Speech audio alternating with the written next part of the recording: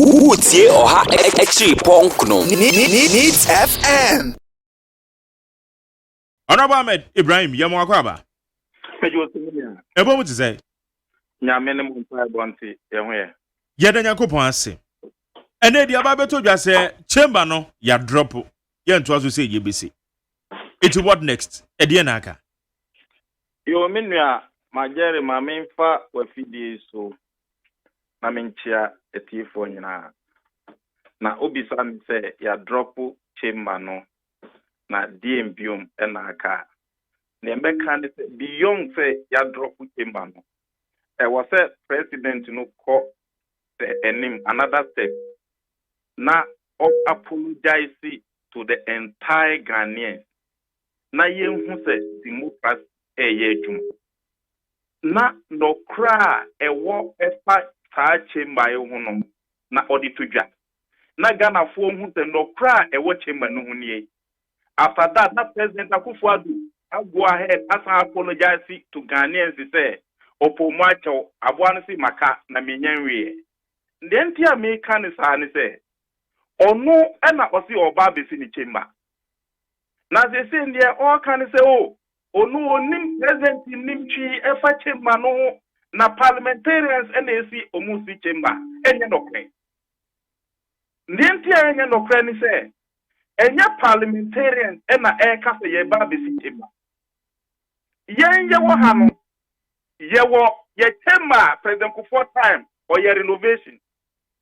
President Mama and President Mercy time or Musa your renovation and your configuration. And my yato carpeting konya lighting bibia muno ye using what your parliament ya. Inti new chamber dia. And my young car say a new parliamentary chamber. Ono President Akufo-Addo and also new constituency. It's a new all tema when entity containing the number of entities that you have. Into Baba new chamber another containing 450 parliamentarians. Now Ghana for Akase episode question I will be young now we them MPs ni parliamentary service board and Minya Majari enye no kre. Na ndia ya say a man of permit minister for information. Ewo okay FM onunsu nkata ofio the president etis enim ho a ka wan preso Majari enunsu ye tro na niemi ya ne say a whole deputy minister for information onim no prenu say na ban eye president na Akufo-Addo na ABC News Chamber asa ba begira the other side say, oh, President Akufo-Addo na nadu nim huwi, na nadu nimu anka waja, enye no pre. Ndienti Amerika se enye no pre ni se, uwa 123 ministers. Ubabe added the number of MPs from 275 to 300. Ukabo mwaso, ukikako over 400 and something seats. Chamber we ya ewa honu empty me. So that is the entire Nanadu agency and this Oba Besi new chamber at the Honorable Ahmed Banda, I want to sense to be himself narration now, you know. What's it at the end of being increasing because it's somewhere 275. At the end of the count who are mobile back 450. Aha, a 4 MS a Ghana for 80 questions. Now MPP for N Nanadu. So now mood in none of friend the baby. Okay, sir, as far back as 30th April, maybe out to say Abanu about the 25 more MPs, I can 275 million, I'm a parliamentarians up to 300. Okay. Me baya, Omutambo, Miaso, and no Krenya, Diana, Nabu, any UC, ever new constituencies. Okay. That time, 30th April, maybe out to say, Abanu yen says Oba Besi new parliamentary chamber. Omuso enye no kre. Any na Majari amana noa na nadu nisu aya mi mwangwa no say on the 28th of June. Misi dabe 28th June. Enu na nanka na nadu ebwa no Oba be talking for the new chamber. In the minister because na baby no kasa president Nadu ending mutia eyetro enu nti na mi kasa e wo se Nadu na nkasa eba out na o apologize to Ghanaians say eye democracy o kan say o ba beti new parliamentary chamber na niemi ya ne say ye mu bi ye sorry tia chamber we enye ne ye sorry tia new constituencies we enye ne. If you go to the dispatch ubekun statement e wo ho uko the Chronicle, you will see my statement at 30th April. And as I say, Omuti on the Amedi Kano Buamisi, Chema Dadano, a year 200 seats and a never President Kufo created 30 MP constituencies into or expandino. President Mills Mahama created 45 constituencies. Omusu expandino. So as I'm talking now, a family for 283, and to me for 300. In the Saouya Wabi say, Uba Bekti 25 constituencies. And no, and the ma Ajina or the Basa or Coffee Catisol 28 for no, and this a eba. Now, no prayer will say, Omusio letter Omutroye, Yanyan far respond, Emaye, into Enyan no president, Eba Bekti, senior chamber. President responded. On it. Speaker of Parliament exchanging letters. President Kufuor as a Parliament boss at 28th of last month. Have you seen the reply from the presidency? And I said, "Well, Sabi, Abia, what the white Vienna?" And now, me person me who so officially one who responds and I reply. A free presidency ho. Abam Rasio be fear was our letter no. Yes. Tell me what leadership. Me my who president letter no. And I will make copy available to you. I will make copy of that letter available to you. Not president. Me, yet the parliament, Emma Honorable Harun Edrisu, me say, President, Chief of Staff at Traba, so Mubabe Yeso Captain, on the 28th of this month, last month. I've seen all those things before. In Dubai, President in Nimushi, on President officially responded. Or through a letter Ebra Parliament, say about the yes captain. So let nobody deceive Ghanaians to say President Enim Hushi. Say Adiano Uya Debine, na Ghana for now what Obama say. Adiana Uya Ninde, Chisaya. And one say about and now I put Jaguar Maya. Say Adiana na Ubabayano. Say Ghana for so Mumpa and one no. And technically speaking, Parliament ya way, ya wo mosque ewo ha. Ya wo gym ewo ha. Ye were a chapel, ewoha. Ye were library, ewoha. Ye were clinic, ewoha. Ye were everything. So there's no need there. Who can say, Uba, another set of those things. Now, Udi, and Uya criteria say, Uba, the new chamber. Ye can't see Parliamentary Service Board. Let me ask you a simple question, Jerry. Which entity, ever Ghana, a bet penny over 1.2 billion Ghana cedis? President Becca said, only movie. Tell me. Is it possible? Sir, who is Minister for Finance? Who now we are President? Who now do budget ever Parliament? Yeba basic officer, over 1.2 billion Ghana cedis.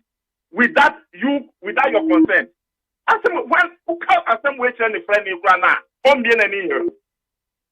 so the idea say, oh, parliamentarians no Ghana di bia inside and your parliamentarians and a president Nana Akufo-Addo and a ba besi the new chamber and the contract no ni designer and a design here and your parliamentary service board it will be kind of Harun this and a chairman Sabona Makokwe and your president Akufo-Addo ni letter now respond here no go to the chief of staff say Uba Beji the official letter Omutroba parliament no go there and ask them Mo bian for the Nibrema MP biaso and your president now, if he has lost the priorities, oh my Ghana for so only here Ghana for at this time. No, see, Oba the new chamber. Not Ghana for sorry, Tiana Pena ordinary Ebabu MPs swar. They should go to him.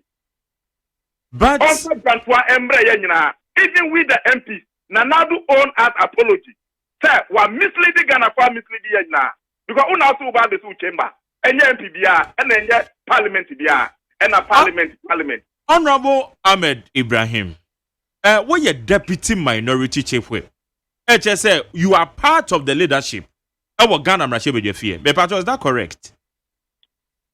Me parliamentary leadership. No. I'm the first deputy minority whip. Very good.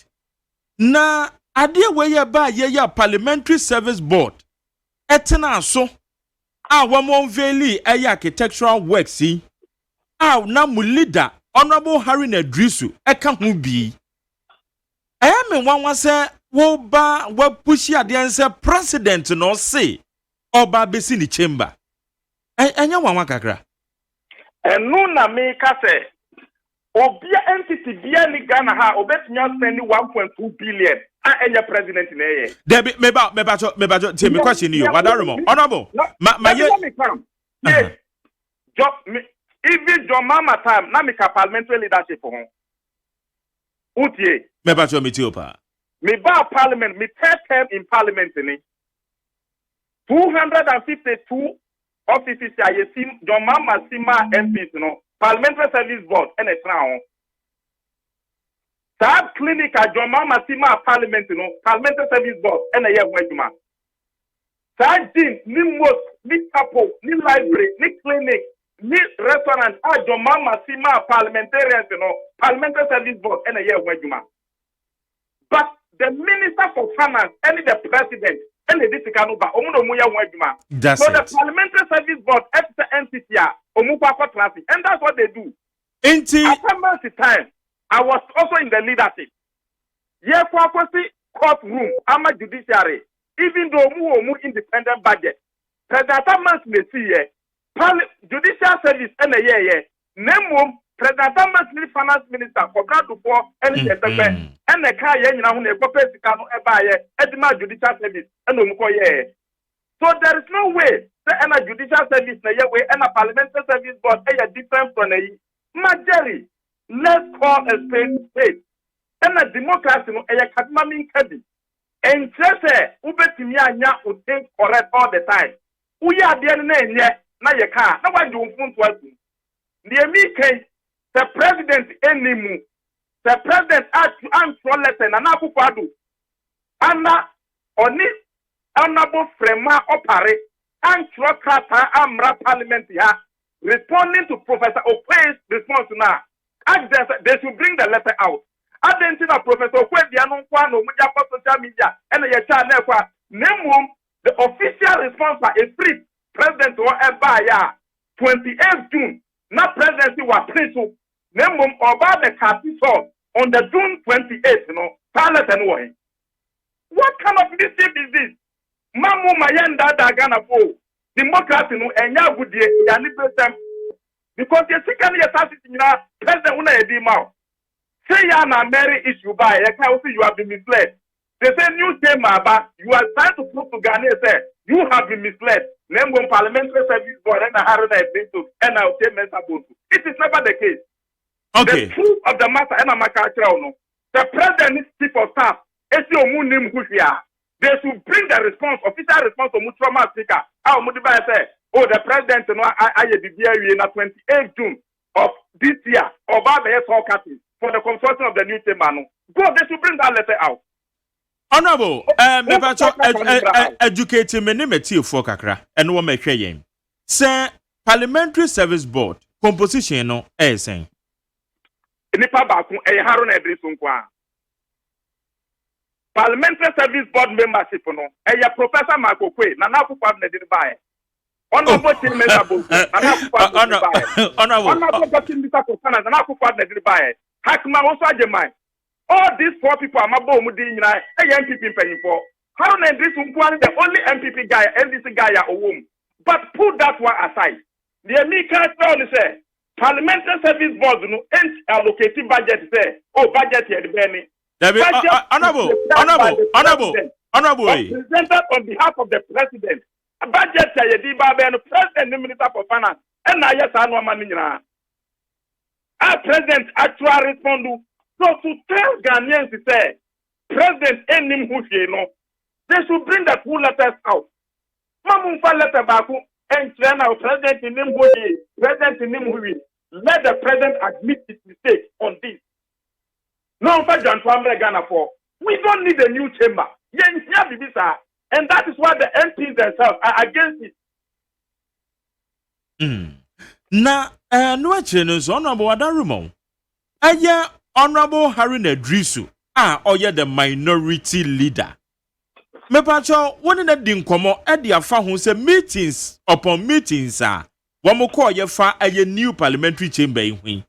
Me can't say me starting ya me can say president no to na mo bia o pese o create new constituency.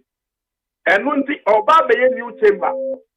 Na sa new chamber beyond Haruna Idrisu no ma media tuja makama Ghana ni bia hu say the MPP government wants to create another constituency. Only say chamber that no en contain Inti or to na mo bia o pese o new parliamentary chamber.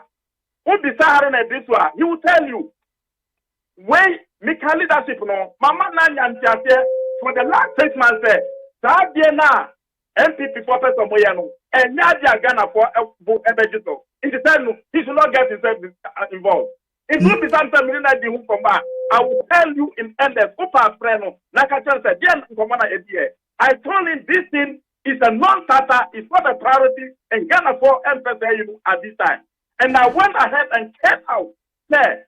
That new constituency are you know the cost of maintaining just one MP. At this time, the what creating 123 ministers, 111, Ghana 40 and there, who did account about 123. DC is now what 215. Ghana 40 year bread, who did new DC account Amanako 264. MPC was 275, who did the account MPC Amanako 300. It's a Ghana politics has been one day. Okay, it's a mepacho. If the political awareness has come, not Ghana for Soriatia, it is an eye opener for now to say, the young woman now or Yanina Ghana for 82. Number he's ensured happen or the war, and that is why Ghanaians are speaking out at this time, including myself. Okay, now, Ora Haruna Idrisu, it's Omamo briefings. Ewo a new chamber in Juana, more minority.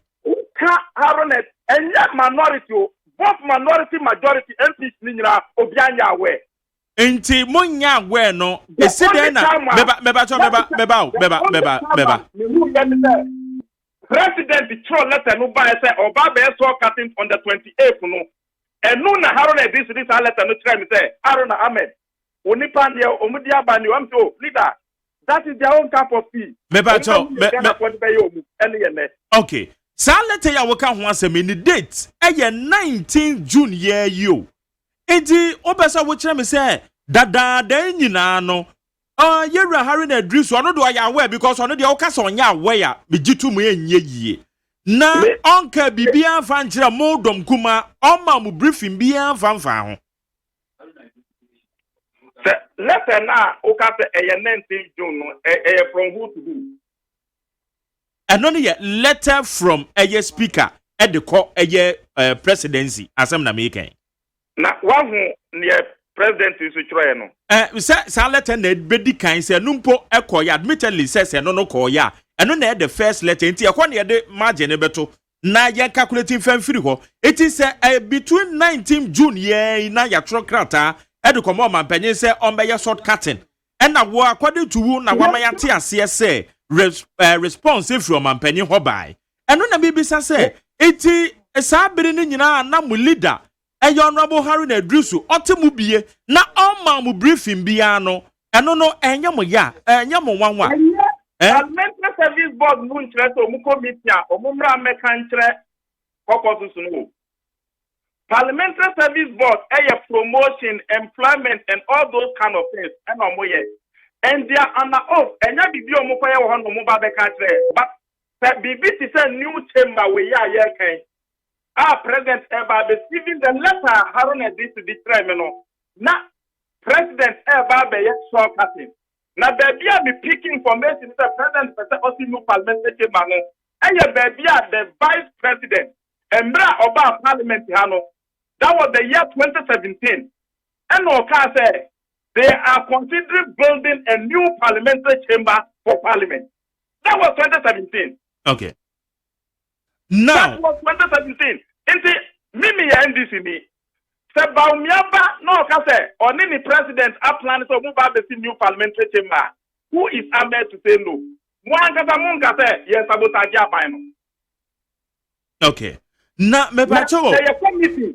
Hackman, Chairman Sabonsu, Michael Quay, Abro Cesar, Deputy Finance Minister. A committee. Sir, Baumiani and now for the parliament now. Chamber no move out the same planning from 2017 no. Or move out the preparation worker. Who is our able to say no? These are the truth. Ghana for Mumayan kind of prep for once. And no, and a Bema, your democracy no at me at him. No, any and that. Said Baumiakan 2017. Why is the media silent on that? And that was the first pillar Nanaku for the debate parliament. Sadano and then Soto Ayan from my parliament dino empire. And that was when the vice president came to parliament and promised the new chamber.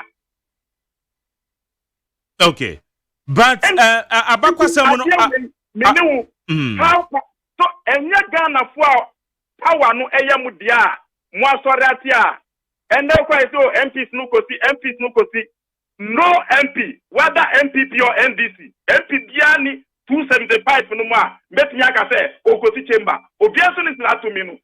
This is a president and a Sikaba. Now, if you are the president, now Baba there. 1.2 billion Ghana cedis. Now you have no say unya where. Do you qualify? Are you competent to sit in the Pastor House? Okay. Let's say fact.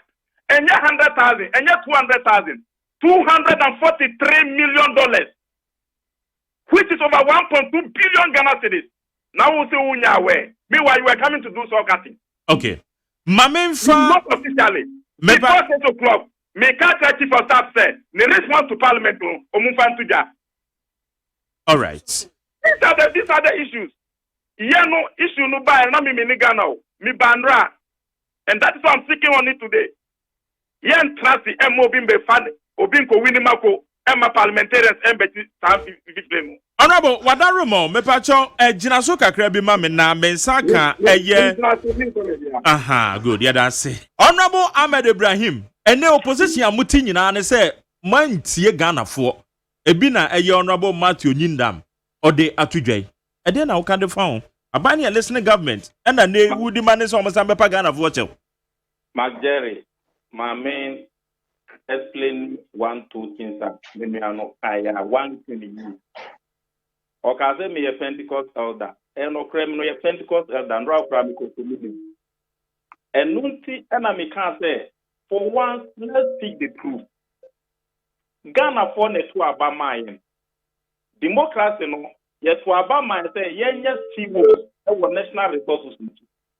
It is a who these resources no be. Na Ghana forcing the no. And yeah, omu clarity, ya. My young coca say, no, we should honor. My young okay, yenimu. Yena yeba be way. As I said, any Paris meeting, ya jai, ya tell pa, hey, mamma. Said ya who can say, so take a mental book, Eddie tell pa ma MP 275 and said, it's unfortunate that was the first radio to Mukoti. That same thing, and I make us say, young Patel Panubi, Emma Ghana for you, I say, I dare not present no Eba Bayano, and your one toy. Never my young president any president Etron Katam or throw letter Emma state protocol say the first I was state protocol anymore and from my parliament new tema so how can the president embrace what I don't know president office of president Etron letter from my state protocol say young pass in my parliament. Two. The second letter, President Etchen said, or throw letter, Brave Parliament said, or Baba talk on the 28th of June. And when I say, now, again, who same president, who vice president, had the year promised 2 years ago. I drew a wow, Baba, what Rotata, Akoma, state protocol there. Yeah, Baba, seen new parliamentary chamber, you move baby, a fountains, no one, and Fama, Nayan Fancy chamber. What am I? Second letter, I'm a date ya wow Baba talk at it. June 28th.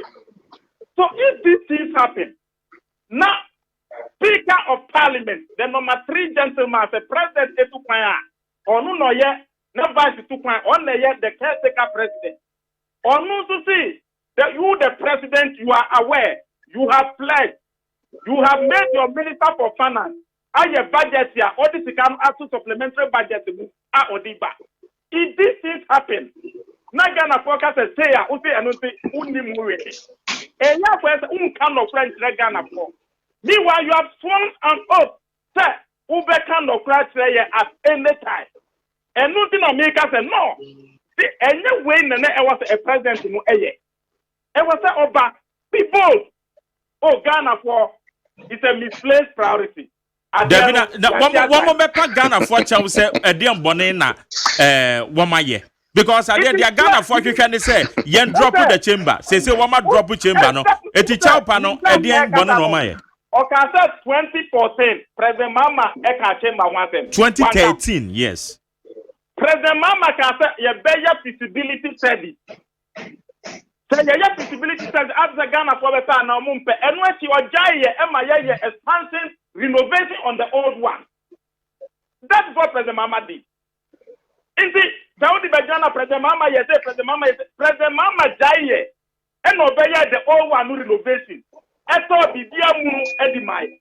Enu na ekoto nkonya mu kasa ekoto China nkonya in 2015. So, ni etelpa Ghana for deserve minister say Ghana for and no the politics atunchen aba out. I can drop the chamber. Syria $243 million. And yes, it wow. Na me pato, ma me bisa we. Deserve to be there. And what kind of incompetence is that? And about your broker. Okay. Me pato honorable by his own way. And una America, and American see me Pentecost. Yes, me Pentecost me. And who's in America no preno. Let us be no office of president. Extra bar parliament. Need your trouble state protocol. Omo bantuja. Not gonna fall when you're kind of great. Okay, honorable. Ye mami Keita doa okasa de ma ma okasa de mamo. Ye kase how ye parliamentary womo public affairs director. Ono di onya amanyoni oni dom kuma enowo eye dom duduomo. And now even momra no kra kire say womu nyina kra they are strangers to the house. Na menene di komo no ose ade we enye nne na womo hyase adwen huhu say ese enya new parliamentary chamber yo. Eshasia 2013 and wama shasia na babedu sabria yenya architectural work no a wama dana dia na ka yeba behwe se yeba babisi. It is a worker say bia bibia shasia 2017 ya na cha se medicator do dia na yesusu dua dia na nya accurate ana no so adi ntro. Near me can say, me can say 2014 and President Mama can feasibility study. Feasibility study is not just here. Yeah, if you must obey ya na enye na President Mama can say obey feasibility studies or jaye. Ehun say you renovating job 600 no. Na ya no offices Emma MPs. Na ya renovating all parliament chamber no. Na ya di konwa no be count. Ya di carpet for kanya for bibia for. And we are better than say you take new chamber. I don't think from 2013, 2014, President Mama Jai to work. Adiano, the amount on the Jai to work. So waba now wabana yaya 252 offices ama MPs nina. Yaya mo Masrachi ama MPs nina. Yaya Asori Dan ama MPs nina. Yaya G, baby yaya keep it ama MPs nina. Yaya restaurant ama MPs nina. Yaya library ama MPs nina. Yaya we nyina wie nipa na okasa ko be feasibility studies no ohun ye na okasa debi we na ebe wa ye wie kwa eye den na wa president Akufo-Addo wa letter akoma state protocol say omumba asase no ma na ye new paper o asa let's letter after parliament say 28 oba be ye so katin asa order the finance minister ama na ye budget allocation owi na wa kwajira ncha aka say onimu oh are we Christians? Okay. Afe honorable mami bisa say ya drop that chamber. Na mi bisa so that chibimu Ghana eho behia say ye besi eye parliament house and because Ghana we don't need it at this time. Minia. Me said this time. Me question no. Na me bisa say. Where there ya drop? This time there ya drop no. Na dachi bi mu. Say yesi Parliament House and because a day mutimu ya nyamo dia. 1963 Osaje for Dr. Kwame Nkrumah yes so senior there international conferences because abiri nyina na adwe no wo ho say ye beka ye ho abom ne ade enkane na mo wo eye shrat edem mu hanu ya no permanent office administration for MPs. There were 252 offices for MPs. President Mama Sasia OC aka 23 MPs for no money offices. Enuka Osasia OC na enu na make na Dubai on completely enu ebe na uja na ka say upa for new chamber. It may not be necessary in the future day. Oh, okay. Ghana, there were 275 MPs. 23 na any offices. Omu offices kwa yesati ya yesi. We by Christmas na yewie. So there were 275 offices for your MPs. We start for offices omu ye adwuma. Wo chamber wo ye adwuma wo. Then na wa convert new chamber. Ada ye by camera legislature na. All right. Utie Oha Extra Punk no. Needs FM.